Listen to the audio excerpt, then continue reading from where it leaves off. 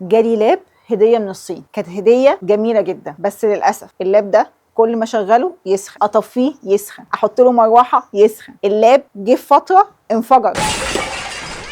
طب في ايه اللي حصل؟ اللاب ما كانش مخصص لنسخه الشرق الاوسط، هو كان معمول لاستراليا، فللاسف هو كان معمول بسخان مش مروحه، فكل ما يشتغل كان بيسخن. وده نفس فكره الاحتباس الحراري، ده نفس فكره الكلاب والقطط اللي موجوده في مصر. هي ربنا خالقها للاماكن البارده، مش معموله لخط الاستواء اللي احنا قاعدين فيه ده، فللاسف ما بيستحملوش درجه حراره جونا. هنعمل ايه؟ الكلاب بتاعتك انواع زي الكوكيجن او انواع زي الهاسكي اللي هي كلاب جليديه اصلا، اول ما يدخل الصيف هتحلق لها شعرها، واستاذنك غير المكان اللي هي قاعده فيه، لا هينفع بلكونه ولا هينفع سطح ولا هينفع جنينه تقعد فيها فترات طويله. هنحطها في مكان يكون جيد التهويه وفيه مروحه. لا يفضل الاماكن المكيفه الا لو هتخلي التكييف على 27 او 26 ويكون قاعد في التكييف ما بيتحركش منه، يعني ما يطلعش بره ياكل ويشرب ويدخل لي في التكييف كمان، عشان الحيوانات دي ما بتعرفش تعرق، هي بتنهج بتلهس، بتلاقيها بتفتح بقها وتبدا تخرج الحراره الزايده من عندها، بس للاسف حرارتنا